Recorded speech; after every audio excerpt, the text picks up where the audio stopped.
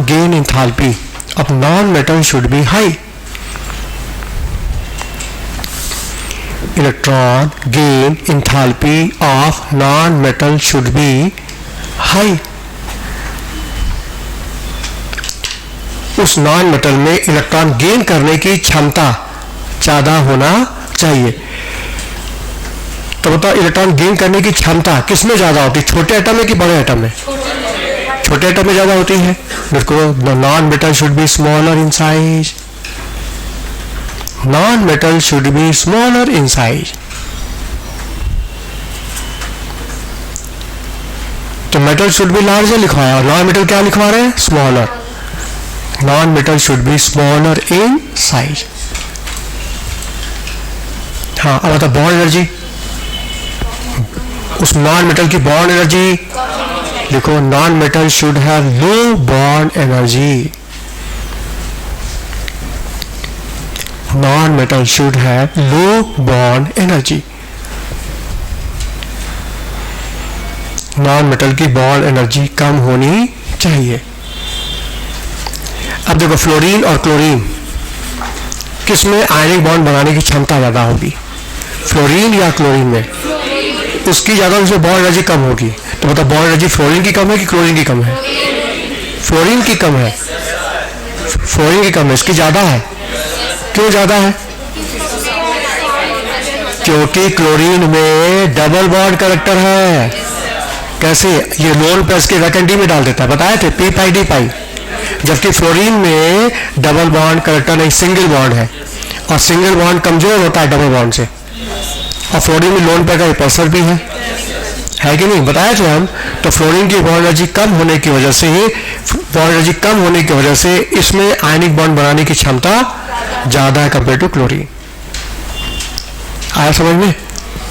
हाँ, अच्छा, ये तो पॉइंट हो गया इसके अनुसार। और दो पॉइंट तुम लोग हम पहले ही नोट करा चुके हैं कि आयनिक कंपाउंड बनने के लिए मेटल नॉन मेटल के बीच इलेक्ट्रोनेगेटिव का डिफरेंस 1.7 से ज्यादा होना। नोट करो, देखो, bonded atom for ionic bond formation, for ionic bond bonded atom should have more bonded atom should have difference in electronegativity. For ionic bond, लिखो, for ionic bond bonded atom should have difference in electronegativity more than 1.7. Bonded atom should have difference in electronegativity more than 1.7. ये भी point है। वैसे हम लिखवा चुके हैं पहले, लेकिन जब लिखवा रहा है कंडीशन सब एक साथ लिखवा दी, सारी कंडीशन एक साथ आ जाए, रिवाइज हो गया पूरा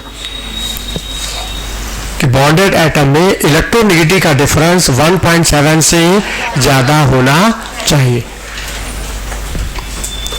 और एक पॉइंट और बच गया है जो भी बता चुके हैं, कल ही बताए थे हम, कि जब भी बॉन्डिंग होती है तो जो भी आयंस बॉन्ड बना रहे हैं वो नोबल गैस का कॉन्फ़िगरेशन पा जाना चाहिए। तो बताओ, इस सोडियम के पास भी 8 इलेक्ट्रॉन, क्लोरीन के वैलेंस शेल में भी 8, तो दोनों ऑक्टेट पा गए ना, नोबल गैस का कॉन्फ़िगरेशन मिल गया ना, मतलब इनको इलेक्ट्रॉनिक स्टेबिलिटी भी मिल रही है। और इधर से क्या मिल रही? Thermo stability. ये थर्मोडायनामिक स्टेबिलिटी है और ऑक्टेट कंप्लीट हो गया, इलेक्ट्रॉनिक स्टेबिलिटी। नोट करो, both ions should have noble gas electronic configuration. Both ions should have noble gas electronic configuration.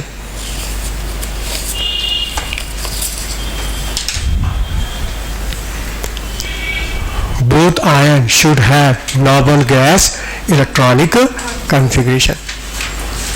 कितने 9 पॉइंट हो गए, गिनो जरा, हो गए? तो ये है 9 कंडीशन आयनिक बॉन्ड बनाने की।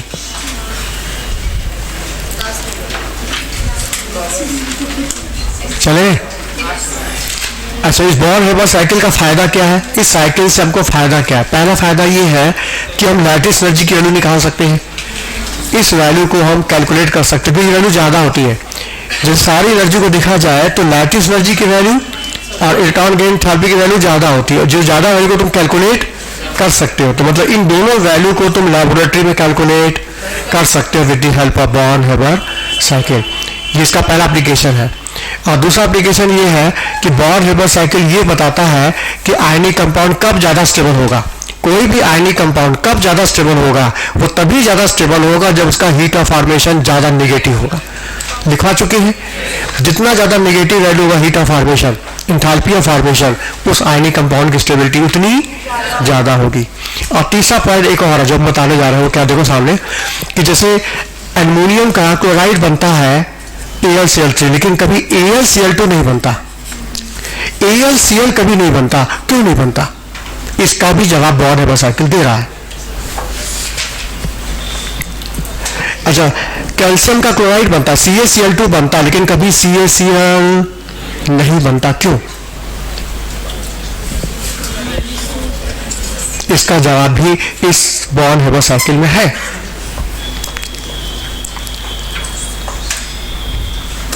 कोई देगा?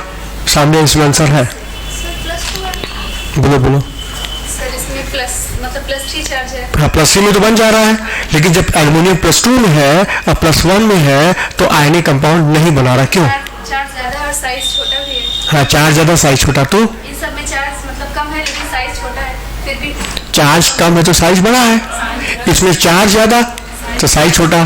तो चार्ज ज्यादा साइज छोटा होने से ये कंपाउंड बन जा रहा है, लेकिन ये क्यों नहीं बन रहा है?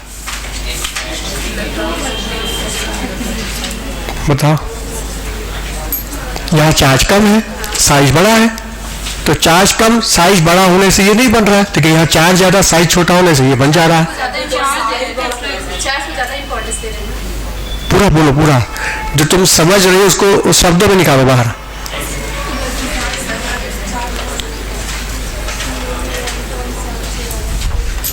बोलना है, बोलो। साइज बड़ा होगा तो इलेक्ट्रॉन रिपल्सन भी तो होंगे, जब ऑर्बिटल तो नहीं है। अभी हमने क्वेश्चन पूछा है, तुम उसका जवाब ना देके एक नया क्वेश्चन क्रिएट कर दिए।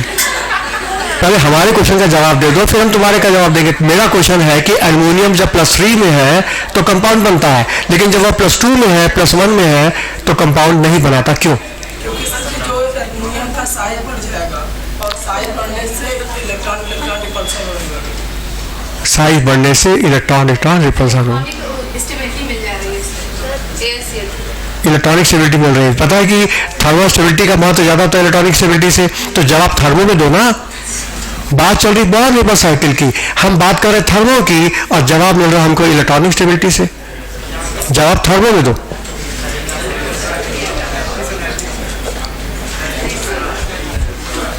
जो फोर्स होता है वो चार्ज पे डिपेंड करता है, उसका चार्ज ज्यादा है एल्युमिनियम का और उसको चार्ज पे डिपेंड करता है, तो इस वजह से लैटिस एनर्जी उसकी ज्यादा होती है। हाँ, ये बोलो ना कि इसकी लैटिस एनर्जी ज्यादा है, इन दोनों की लैटिस एनर्जी बस।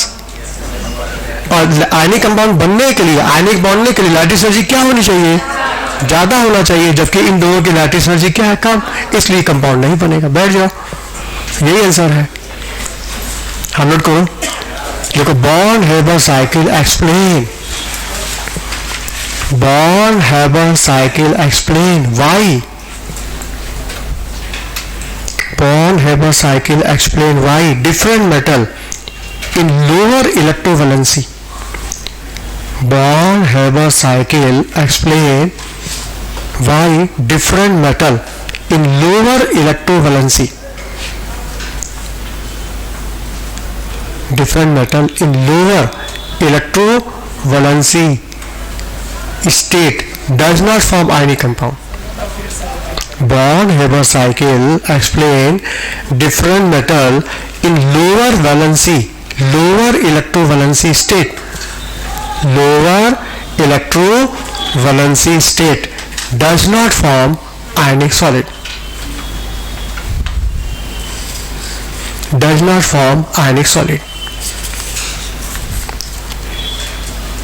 हमने क्या लिखवाया कि जो डिफरेंट मेटल्स होते हैं अपनी लोअर इलेक्ट्रोवैलेंसी पे कंपाउंड नहीं बनाते। जैसे कैल्शियम +2 में तो बनाएगा लेकिन +1 में नहीं बनाएगा। कैल्शियम का +2 क्लोराइड मिलेगा लेकिन +1 का कोई क्लोराइड नहीं मिलेगा, मतलब कैल्शियम +1 स्टेट में कंपाउंड नहीं बनाएगा। क्यों? कारण है इसकी लैटिस एनर्जी कम है। इसकी लैटिस एनर्जी ज्यादा है। अच्छा क्यों कम है? तब आएगा क्यों कम है, क्योंकि इसका चार्ज कम है, साइज बड़ा है। इसकी क्यों ज्यादा लैटिस एनर्जी? क्योंकि इस पर चार्ज ज्यादा है, साइज छोटा है। बोलो समझ में आया? तो इस बॉर्न-हाइबर साइकिल में जो सबसे मेन पार्ट है वो लैटिस एनर्जी है। ये वैल्यू बहुत ज्यादा होती है, मतलब सारी एनर्जी को कर ध्यान दे तो इसकी वैल्यू सिग्निफिकेंट होती है, इसका महत्व ज्यादा है। इसलिए हमने बॉर्न-हाइबर साइकिल पढ़ाने से पहले लैटिस एनर्जी हाईलाइट कर दिया। बॉर्न-हाइबर साइकिल पढ़ाने से पहले हमने लैटिस एनर्जी को पहले समझा दिया तुम लोग को, फिर बाद में इसको समझा करके आगे बढ़ रहे हैं। हाँ बोलो समझ में आया? तो ये एप्लीकेशन है बॉर्न-हाइबर साइकिल का। अब आता है आयनिक कंपाउंड के प्रॉपर्टीज क्या है, क्या क्या उसके करेक्टर है। लिखो characters of ionic solid. Character of ionic solid.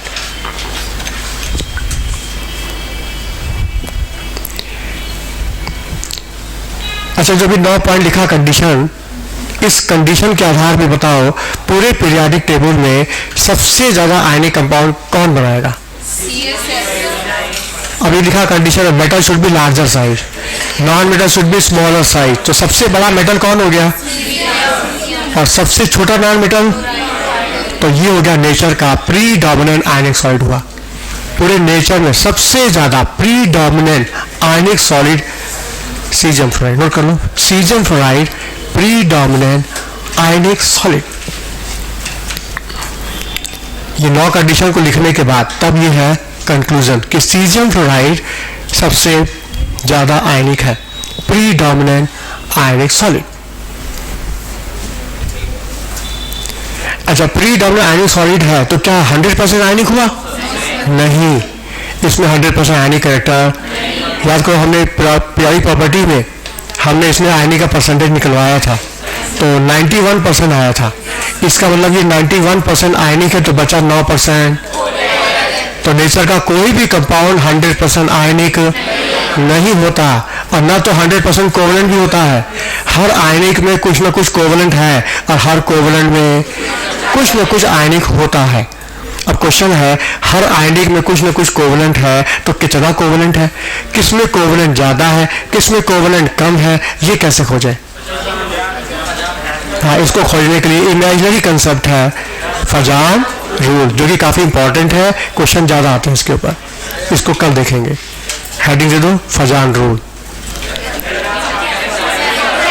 हाँ दोनों एक साथ देखेंगे, टाइम हो गया ना, तो कल का हेडिंग यही रहेगा, फजान रूल रहेगा और प्लस आयनिक कंपाउंड का करेक्टर क्या है। कल आयनिक कंपाउंड पूरा हो जाएगा और परसों आयनिक बॉन्ड का टेस्ट होगा। परसों केवल आयनिक बॉन्ड, संडे को तो पूरा पीरियोडिक प्रॉपर्टी है ना, परसों